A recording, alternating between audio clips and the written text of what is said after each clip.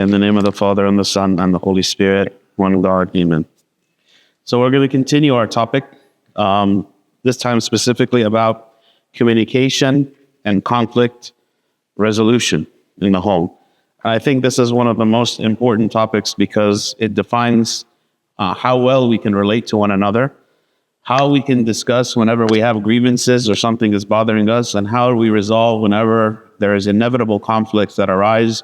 When people ask me, what are some of the qualities we should be looking for in a spouse to get married, I tell them communication and conflict resolution are like at the top of the list. I mean, of course, spirituality and faith, but someone who is able to communicate well, you're able to get along with easily. Whereas a person who doesn't communicate well, doesn't want to share their feelings or their thoughts, or when they're upset, they go on a rampage, right? This is something very difficult to deal with.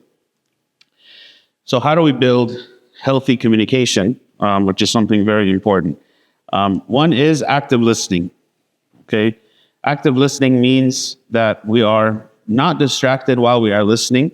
I think a theme that has come up a lot in this conference is distraction with technology, right? Or distraction because of I'm busy, or distraction for whatever reasons. Whenever we're distracted, we're not paying attention to the words that someone is saying to me. Maybe we assume we know what they're saying. We hear some of the words they're saying, or we think we understand what they're saying, but this can lead to miscommunication very easily unless we really, really understand, right? And so whenever we are speaking together, whether with our spouse, whether with our children, we have to be very careful to listen attentively, especially when emotions are high, right? So if there is something that's happened that's causing some kind of a tension, some kind of problem, we have to be very careful to listen, and to listen thoroughly before we take any kind of step or any action, make any decision, because unless we have a full picture of what's happening or what the people around me feel and think, we're not going to be able to make the right decision. Clarifying statements, which is a part of active listening, meaning whenever you hear something, you rephrase it and say it back again to that person to confirm to them that I understand what you're saying. There hasn't been any miscommunication, and I'm paying attention, right? So whenever we make these statements, someone says, I was upset because, you came home late, or you didn't, do something, or we rephrase and we say back to them. We're validating their feeling. And one thing I want to mention about validation of feelings. Validation of feelings is not the same as agreeing with them, okay? For me to understand and communicate effectively with someone is not the same as saying, I agree with everything you say. Because sometimes what we do is whenever someone says something that we disagree with, we jump immediately to the disagreement, right? We become defensive. We begin to defend our point of view, or we feel like our pride has been hurt, and we don't want to show weakness. Maybe something as men that we struggle with, we want to show weakness. We don't want to admit our faults, right? We find ourselves jumping quickly to being defensive, okay?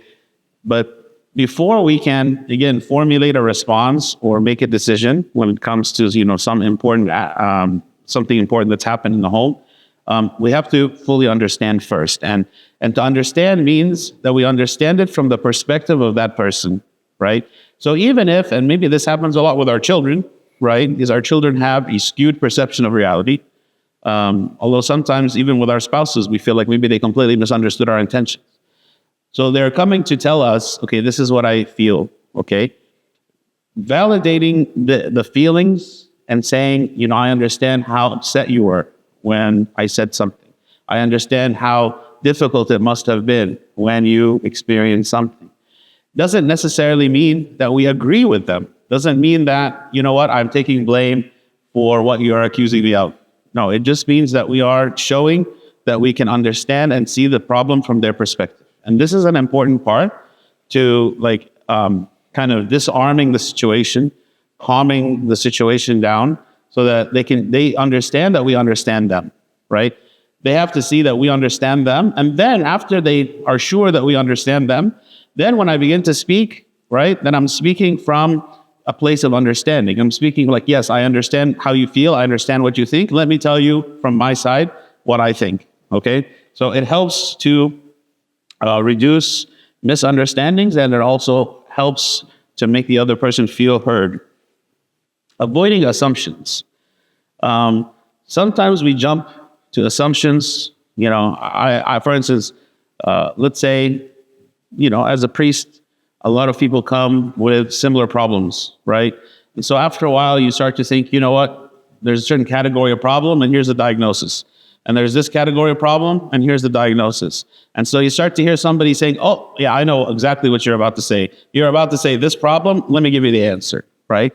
Without really thinking through that, okay, well, no, maybe there is some unique aspect to this problem that isn't just like a cookie cutter.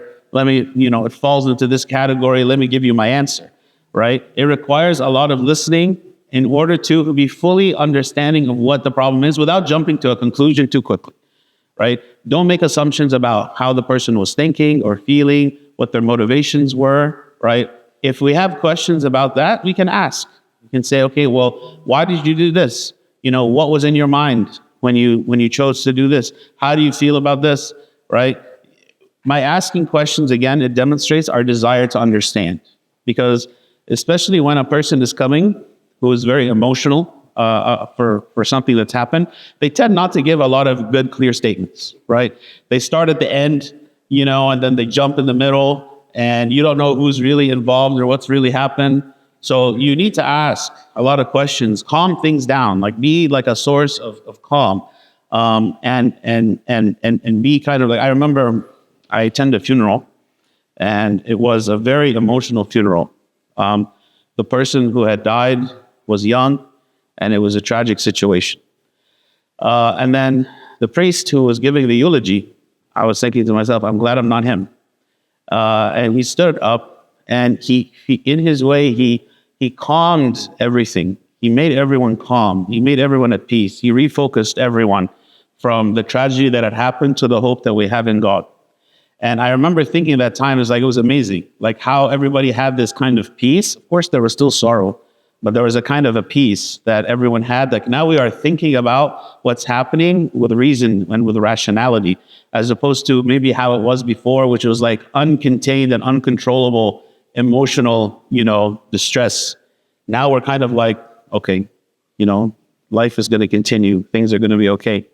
So part of our role as the leaders, right, in the home, is calming down the emotions of the people who are around us and trying to bring everything to something that is reasonable, something that is we can talk about it, we can understand it. Kids come home from school hysterical, something happened. What is it that happened? And you keep asking questions until you figure out something happened. It's like someone stole my lunch. Okay, it's like, well, let's think about it. Okay, let's approach it in a reasonable. What can we do instead of just being overly emotional? Like, what can we do? What are the steps we can take to make things better? Ask questions, try to understand and clarify, especially when the person is very emotional. The effective use of words is very important, meaning we should be spending a lot of time speaking words of encouragement. This maybe is difficult for men in general because men tend to be less communicative than women. Women tend to be better at communication than men. And so we don't necessarily communicate as effectively as we should, and we don't necessarily encourage as much as we should. Maybe we spend more time criticizing what is wrong, focusing on what is wrong rather than praising what is good. And this is something that we need to work on, right? We need to be able to, as long as the system is working well, maybe because men are kind of in their nature problem solvers, right? So we tend to focus on when there's a problem, how can we fix the problem? How can we address the problem? But we should also acknowledge when there is no problem. When, thank God, everything is going well. When our kids are getting good grades, when our wife is a source of joy in our life, when our coworkers at work are doing their job, and when our service in church is working out well, and we see fruit in the service. When we see positive things, we should also learn and train ourselves to speak words of encouragement and grace and praise to the people around us. This is an act of love. This is an act of encouragement to help the people who are doing something continue to do that which they are doing, right? Again, when you have a person who is the leader, let's say the father in the home, our children want to please us. They do. As much as we see them maybe being disobedient and maybe not following instructions, But in their core, they want to do what is pleasing to mom and dad, right? They want to be praised. And when we identify the things that they are doing well, we want to reinforce that by offering them encouragement and praise and saying, you know what, I'm so happy that you chose to, clean your room without being asked. I'm so happy that you chose to, serve your brother or sister without being asked. I'm so happy. I realize that we're always paying attention. We always see what they're doing. We're aware of it, and we are praising them. We're not just criticizing them when they do wrong, but we're praising them when they do good. And really, there should be more words of encouragement and validation than there are words of criticism. And again, this is difficult. And maybe if each of us thinks kind of objectively about the words that we say to our kids, to our spouse, how much of it is praise versus how much of it is criticism? If you think about it, maybe we'll find that actually there's more criticism, and that's not a good thing.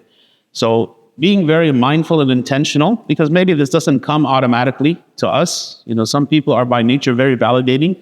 Other people are not. And so we have to force ourselves to remind ourselves daily, here are the things I'm thankful for. Here are the things that I want to praise my children for. Here's the things I want to praise my wife for. Here's the things I want to praise my servants, that I serve with, or my coworkers for, and always be a source of encouragement to them without being asked, right? This is going to actually improve our relationships with people. It's going to make, our interactions with them more successful.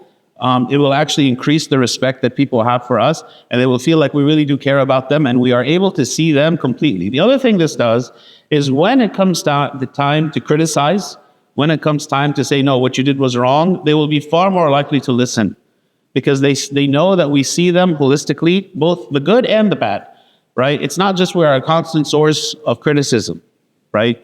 So the more that we identify the good in others, the more they will be able to hear us whenever we are speaking a kind of criticism to them. But we should always avoid harmful speech. In Ephesians 4:29, it says, let no corrupt word proceed out of your mouth, but what is good for necessary edification, that it may impart grace to the hearers, right? Even as we are speaking about something negative, something that someone did that we're trying to correct, we have to do that very carefully, right? Without lashing out, without anger, without harming the person as much as possible, but being very gentle. Put yourself in that same situation. How would I want someone to speak to me or to talk to me or to be gentle with me as I learn to do something good, or as I acknowledge that I messed up, right, in some way, and I'm trying to correct that. We should always avoid insults and mockery, right? Also, we should focus on the behavior, right? I think this is one point. Focus on the behavior rather than on the person. Don't label the person. Don't say you're a bad kid, you're a bad person. No, you're saying this action you took was bad. This action that you did was not good and not wise. And here's why it wasn't wise. And here's the consequences that you should expect from this wrong action. And me as your father, it's my job in front of God to teach you what is right. And that's why I will give you consequence for the wrong actions that you're taking, because I want you to learn it now when you are young. I want you to learn it now when the consequences are light, rather than to not learn this principle and until you're older, and then the consequences will be much worse, right? Explain to your children, why is it that we are raising them? What does it mean to raise them? What is our obligation before God to raise them? And why we are given authority by God to punish. Why are we given authority by God to give consequence? There's a reason for that. The reason is we're trying to spare you from something worse that can happen if you continue to make poor choices, right?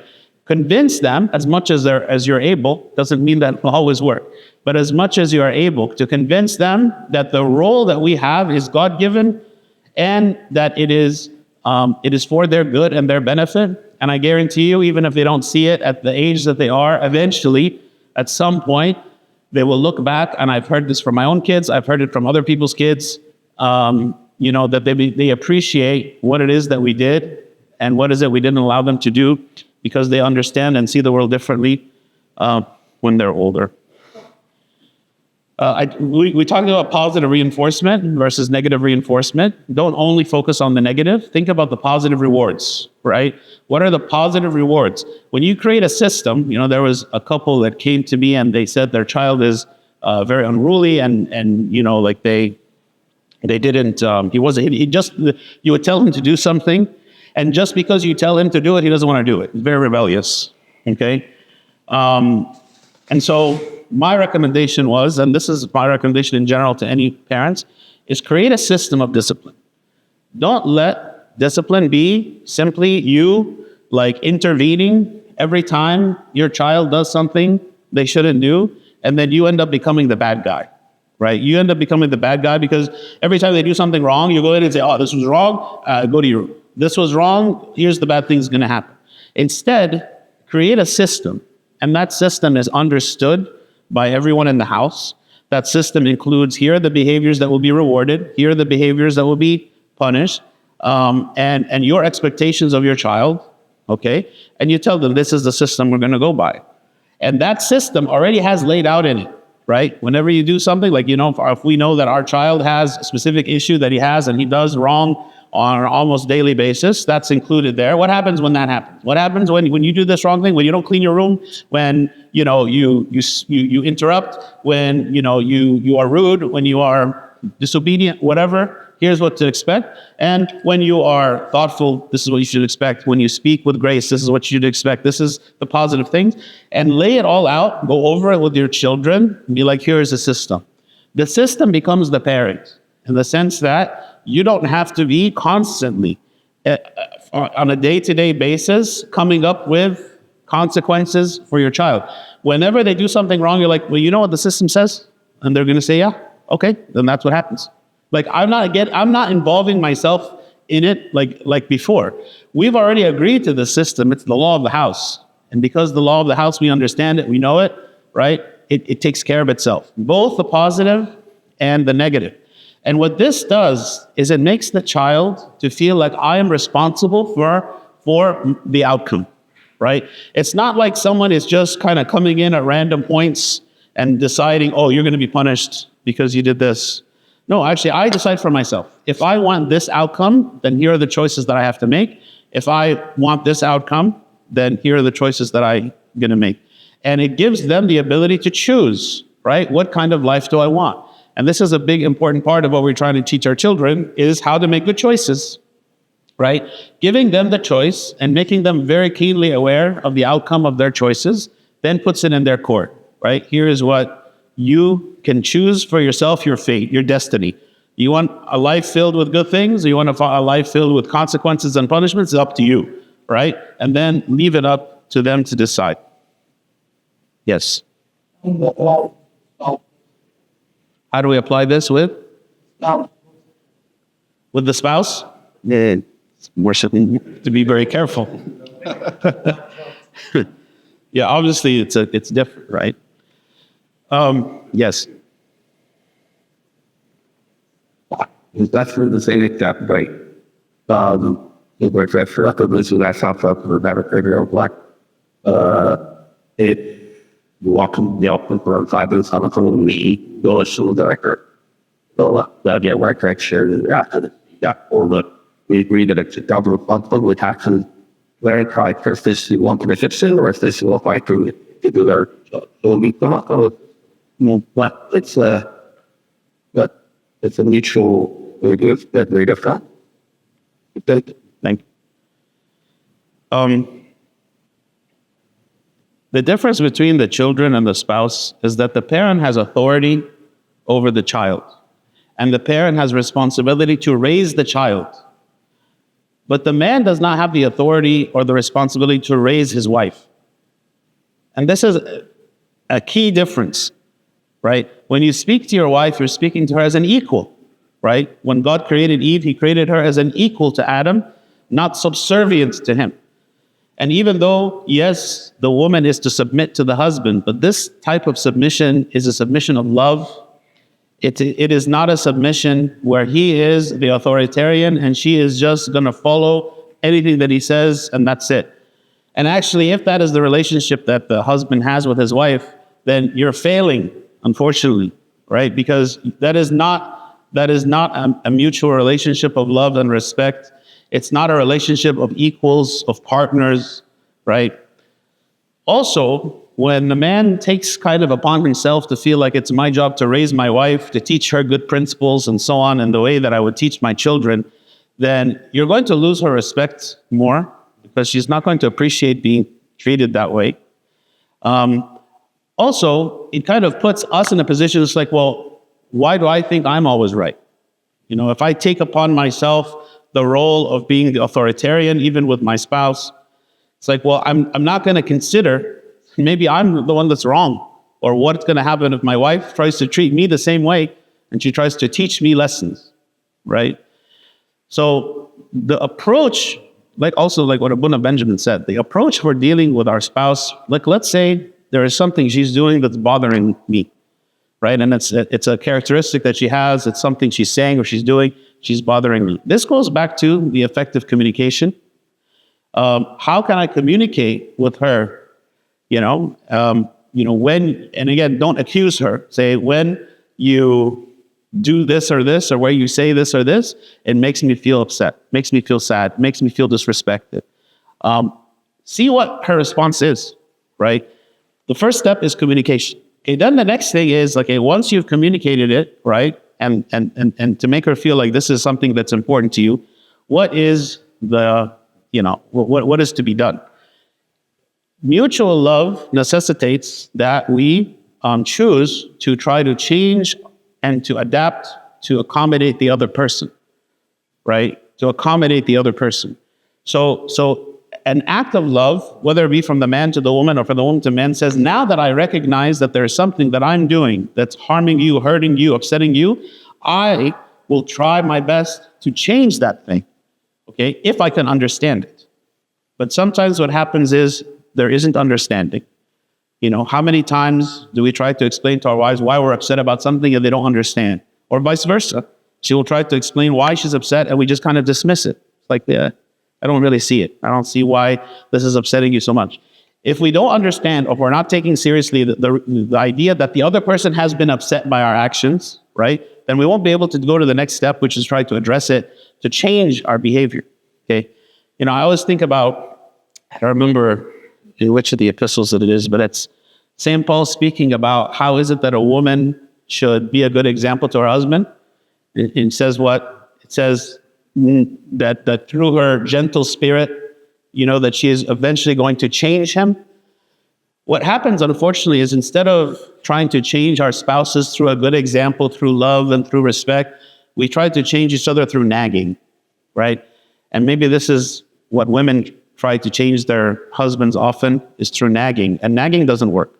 Nagging is just going to build frustration. It's going to make us upset with one another. Like every time I see you, oh yeah, stop doing this. Why are you doing that? Making me feel like always pointing out my failures, always pointing out the things that are bothering me. But the thing that actually will change the heart of a husband or to change the heart of the wife is gentleness, patience, love. Even when you're doing something that I don't like, I can still communicate it, but I communicate it in a spirit of love and not constantly, right? Like if every time I see my wife, the first thing she says is, why did you leave the towel on the floor, right? Eventually, I don't want to see my wife, right? So the way we deal with each other as spouses is very different in the sense of we do not have authority in that sense. We are not trying to raise the other person. You chose to marry this person actually as they are. Right? Keep that in mind.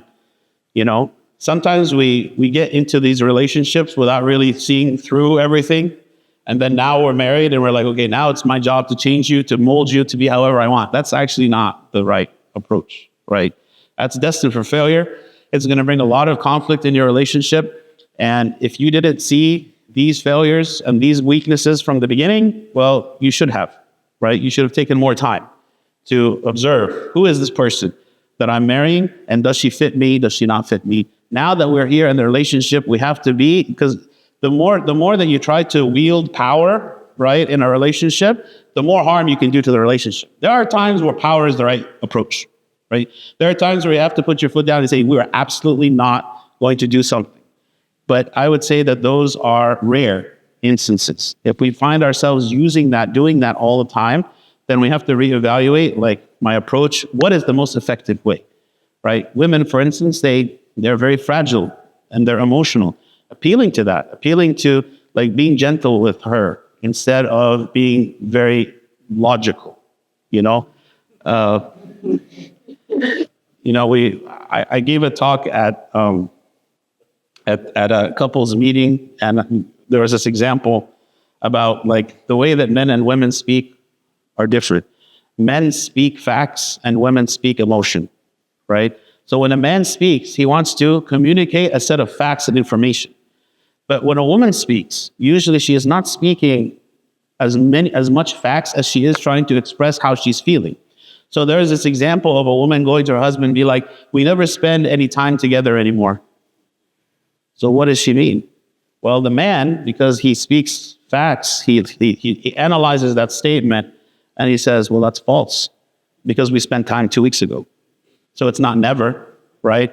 His immediate defense mechanism is to attack the validity of the statement based on the factual information that's being presented. But what is it the woman means when she says, "We never spend time anymore"? She says, "I feel sad that we don't spend more time together." That's what she's saying. He's convinced that he's right because he has invalidated her statement as being false factually.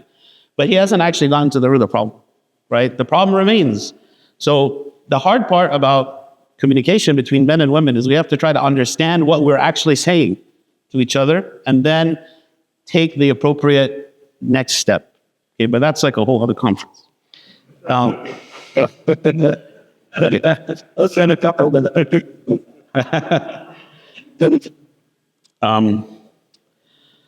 Number 3 is gentle maintenance of order, right? The moment that you create an order is the moment that now you are going to be offended when people transgress your system, right? The person who creates the law is the one who feels upset, not just that you have broken the law, but you have kind of disrespected me as the one who created the law, okay? And this is a problem for men that causes us sometimes to become overly angry whenever someone kind of disobeys, because we're taking it too personally, right? When we put a system, we're putting the system in place because we think it is good for our children, for instance. So we say, here's the bedtime, right? The bedtime is 8 p.m., 9 p.m., whatever the time, okay? And we do that not because we want to create arbitrary rules, not because we want to exercise our authority, but because we think that by sleeping at a certain time, you can wake up early, you can go to school, you can be, clear-headed, all the positive things that can come from having a bedtime. When our children transgress this and they stay up late, okay, and we become angry, what is the source of our anger?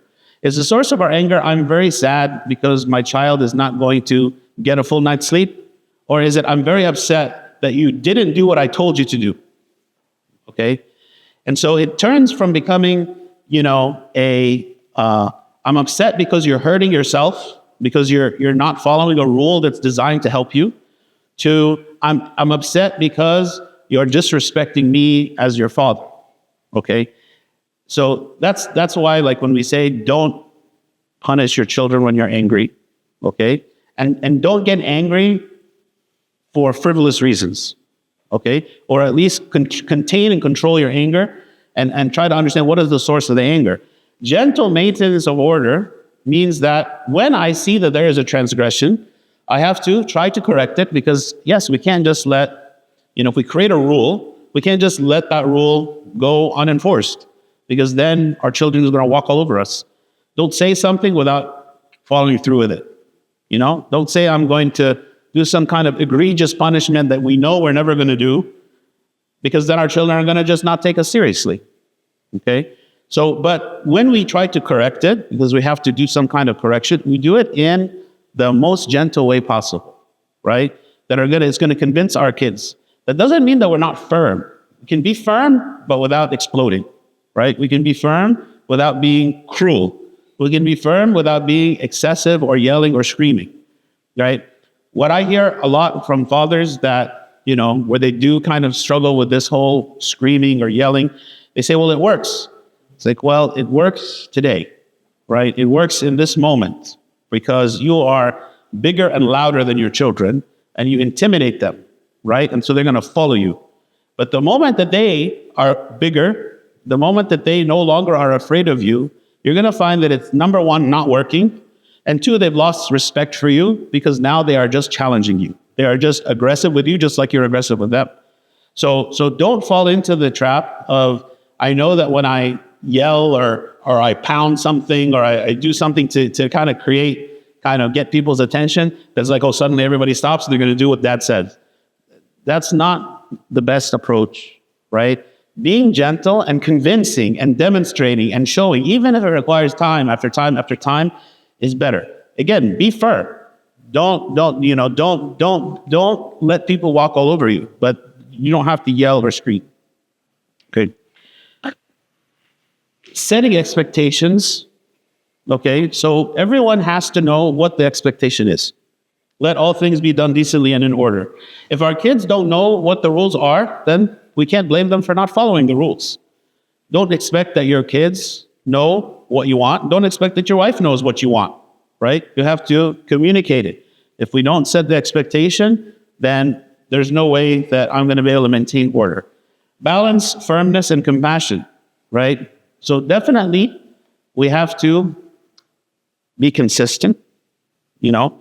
If we are not consistent, then our children are going to take advantage. So we have to be consistent. If we tell them this is your bedtime, that means I'm willing to enforce this bedtime 365 days a year. And if there's going to be an exception, there's a reason for the exception, and I explain to my children why today is an exception. Today we have something at church at night, or we have some kind of event, and we're going, so you're going to get to stay up later than normal. But on any normal day, according to the rules, I'm going to enforce it. If you are not prepared to enforce a rule, then don't create the rule. Okay? It's going to backfire. You're going to hurt yourself because your children are going to begin to understand that you're not serious, right? And if they just kept saying please, please, please, please, please, and nagging, then eventually you're going to give in. Okay? That's not effective. If you're going to create a rule, you have to be consistent. But when the rule is transgressed, okay, you have to be careful of how you deal with it, okay? Don't explode. Also, you have to be understanding that the rule is intended for some good purpose. I'll give you an example. Like, I tell my son, for instance, when he was younger, I would tell my son, you have a certain amount of time per day that you can, let's say, play games. Okay? And on a typical day, on a typical school day, that's the rule, and that's what we go by. But on a specific day, because he has a test, and I noticed that he on his own chose to study for this test for hours, and all the way up until the time where he's supposed to go to bed, right? And he didn't get any chance at all to play. So I can say, you know what? Because I saw that you made many good choices, and you chose to spend time studying and to sacrifice even your free time, I'm choosing to allow you to stay up a little later, or I'm choosing to give you something that I normally wouldn't have allowed you to do as a reward of seeing you behave wisely on your own without being told. So the idea of the rules is that, yes, we have to be consistent, but we also are flexible and understand that the purpose of the rule is to teach our children good principles. And if I see that my children are learning good principles, then I can reward them by making adjustments and adapting. And again, this is very much specific to the situation, it's specific to our kids, to what they're doing, and to your discernment. But when I say that we have to be, completely consistent with the rules, it's not the same thing as saying there can't be exceptions, there can't be adaptations. But when it comes, but it has to come from us, right? Like, I can choose to update the rule. I can choose to change something, but not my child. My child is not going to on their own decide like, oh, you know what, I'm just going to blow off this rule, and expect that there's not going to be a consequence, okay? Correcting without shaming. So we focus on behavior and not on the person, as I said before. We can say there is a certain bad behavior, and explain why it's bad. This is how we should behave. This is not how we should behave. But you are still inherently a good person. And we never let our kids think that we think that they're bad. this goes again to the idea that we should be praising them more often than we're criticizing them.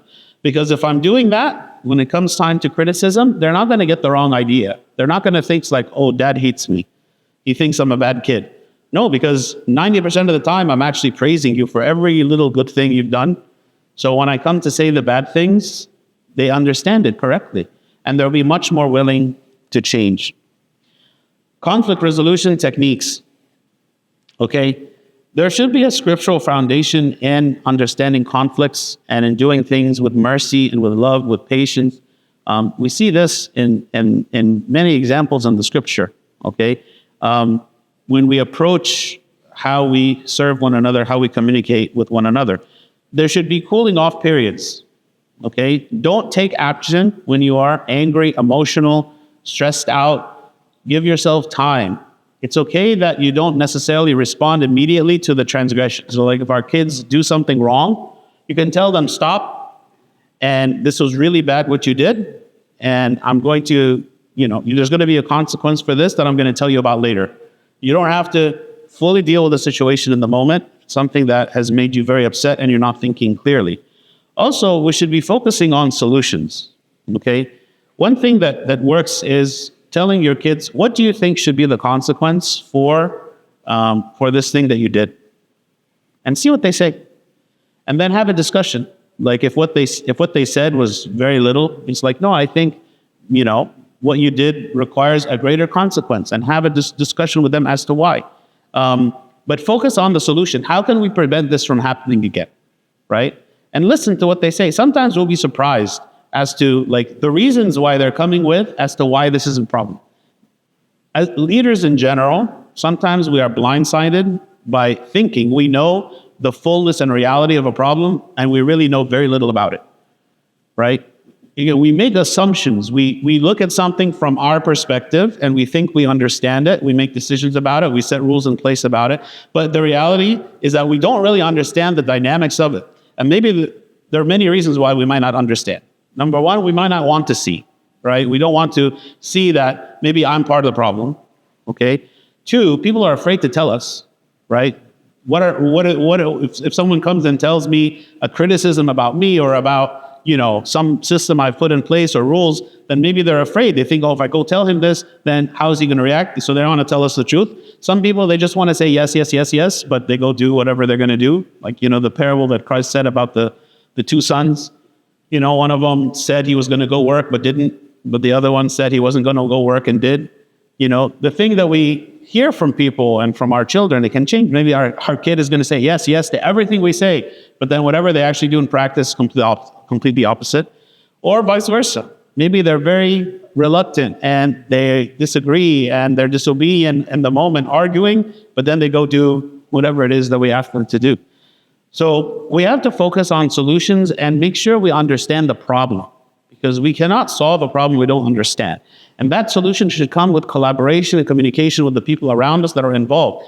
Even our kids, even the young kids, when we make a system, for instance, we say, what do you think about this system? Do you think that this is fair? Do you think that you can do this? And you'll be amazed how children, when they are not under the temptation in the moment, can think rationally about something. Why is it that we sin? We sin when the temptation comes and we're overwhelmed with the feeling of desire for something, of doing something we shouldn't do. But in our moments of sanity, in our moments of calmness, when we are not under the temptation, we can think rationally about that sin, and we can say, that's wrong. Okay? So when our children are in that place of reason, our place where they're not under the temptation of whatever it is that they struggle with, they can speak about that and say, it's wrong, and I know that I shouldn't do that. It's like, okay, I'm glad you agree with that. Now let's put a system in place. What should happen, blah, blah, blah. And then when it does happen, like I said, well, look, you already agreed to this system, remember? You're the one who agreed to it. Focus on the solution. Make sure you understand the problem. Number 5 is honesty and openness. Okay, honesty and openness. Share your concerns to prevent misunderstandings. So what does it mean to be transparent?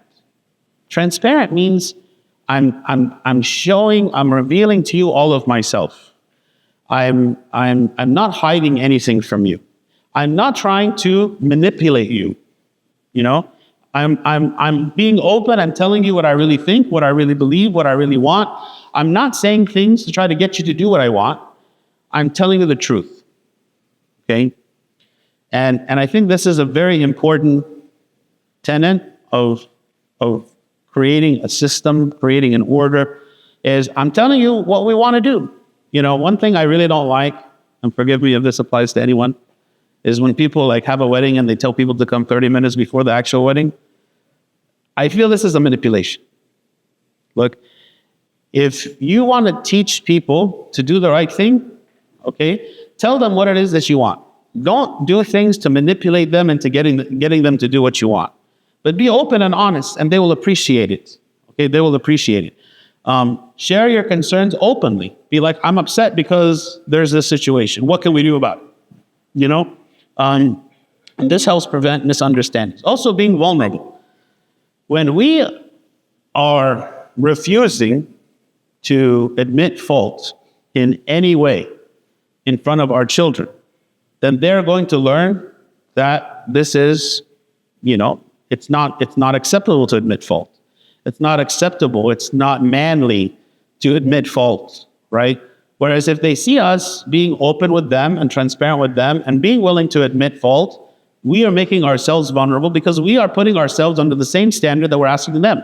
Like, we're not saying I'm above this standard and only you have to live by these certain rules. No, I'm saying I also have rules that I have to live by. And sometimes I break those rules. Like my daughter, for the longest time, she was under the impression that like I never did anything wrong, right? She's convinced, like, oh, you do everything right. I'm like, no, I don't. She's like, of course you do. I'm like, nope. Because maybe she doesn't see it. She doesn't see the wrong, right? She's not focused on the wrong. But it doesn't mean that it's not there. So for our kids to believe that we are 100% right all the time, right, is also not healthy for them, right? That's also going to make them feel like something's wrong with them. Like everybody else in the house is perfect and they're the only ones that are not perfect. No, we're all broken and we're all trying to do the right thing. And we don't have to go into details of what exactly we're doing wrong, but we can make them feel like we're human beings. We all are sinners. We all suffer from this. We all need to confess. We all, are repenting of our sins. Also, accountability. I need to hold people accountable, right? According to, again, the system that I have placed, just as I hold myself accountable. Where can we improve things? How can we make the system better? How does each of us, what are our failings? How can we, and we help keep each other accountable to following the system, but with love, right? Not with, lording it over each other, not with a sense of, we are rejoicing over the failures of others. Like brothers and sisters, for instance, like when they see that the other person gets in trouble, they'll be like laughing at them, be like, ha, you got in trouble for this and that, like, right? Like that's not the kind of atmosphere that we want to foster. We want to talk about how we as a whole, as individuals, as a family, can glorify God, how we as individuals and as a family can serve one another, can serve other people, that we set for ourselves a high standard and that this is pleasing to God, and we try to follow this. So definitely we have to be accountable to one another, that we're all following this. And we see our children will do it, right? Maybe the example that Matthias gave about his daughter pulling his beard, right? She was keeping him accountable, right? So all of our children can do this. Our children, they don't have a filter, right? And sometimes they tell us things that are absolutely true that we don't want to accept, right? Because they're so true, right? And we want to pretend like, no, we are the adults and we know, and we always make good choices, and they're the ones that, are the ones that we have to raise, and they're the ones making mistakes and failures, and we have to correct them. But we also have to keep ourselves accountable to what is good. I mentioned this, the importance of mealtime discussions. Always spending time together every day, in however much time we can afford, to connect to each other on a daily basis. Avoid distractions as much as you can during this dedicated family time. And the best family time is during the meals, because during meals, we're all sitting together. We don't have any electronics or phones or any other responsibilities. And we're just sitting there talking and eating together and spending time together. This is an important time to invest in the family. It should be an open forum, like each person can speak about their day, can speak about their feelings, can speak about anything that they want. And it can be a time where we talk about like these things in detail, and kids will talk about things that happen to them. Usually when you pick up kids from school, for instance, and you ask them, how's your day? What do they say? Good. And that's it. They're not going to, in that moment, start to open up about everything that happened. But somehow, later on, hours later in the day, they'll be like, oh, today, this kid said this and this. It's like, okay, but that was like a significant thing that happened. Why didn't you tell me before? No, it just doesn't come to their mind, right? Making opportunities to have these interactions and conversations is important.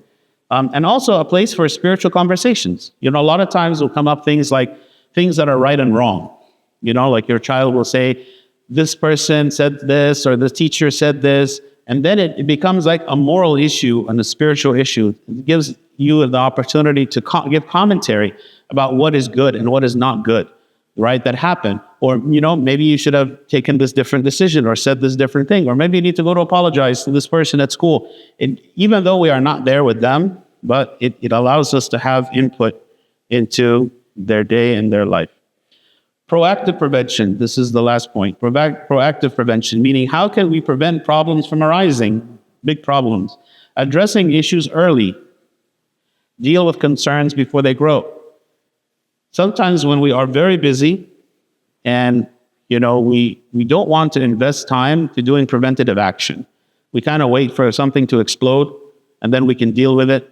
We can, mitigate it after the fact and we try to deal with it because it's easier in our mind. Like it requires less time to deal with it then. It's not a big problem now, so I'm too busy to think about it to deal with it now. I'm just going to keep going and then we forget about it eventually until a big problem happens. But the earlier we deal with potential problems that we can see in the behavior of our children and the way that they are talking and the friends that they have and, and the ways that they are listening or not listening to us, then we can begin to deal with it early, right? Before it becomes a bigger problem. Also, establishing boundaries is very important, right? In our society, more and more there's this trend of, the parents are the friends of the kids, and being a disciplinarian is looked down upon. You just have to be their friend, and you just, pretty much everything that they say and do, you just accept it, and this is loving and all this stuff. No, yes, we should be their friend, right? But that doesn't take away the role of being a parent. And we set boundaries, and we expect that our children are going to respect us, right? Meaning, don't come and speak to me disrespectfully. Don't come and say things that are rude or demeaning or not respectful to me, and then we just kind of accept it.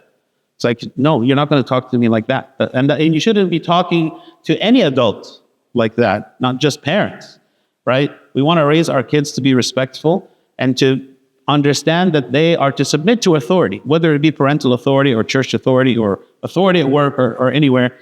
Establishing boundaries and enforcing them so that our children do not cross them is very important. And then finally, encouraging openness, creating a place for people to be able to say what they feel without retribution, without feeling like we're going to attack them. Sometimes our kids might tell us something very difficult to hear, right? But we need to make them feel comfortable to say it, right? And that our reaction to it is going to be balanced.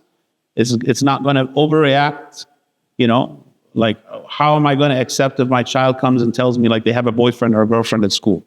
Maybe our initial reaction is like angst and anxiety and being upset, right? But maybe that's not going to get us the outcome we want. Maybe in order to lead them in the right direction, we have to be kind of careful and balanced. Otherwise, they're not going to want to share with us things. It's good that they share things that they do wrong. And so we have to also be prepared to hear it. So in summary, the 7 main points that we spoke about: building healthy communication, effective use of words, gentle maintenance of order, conflict resolution techniques, honesty and openness, importance of mealtime discussions, and finally, proactive prevention to prevent problems from arising.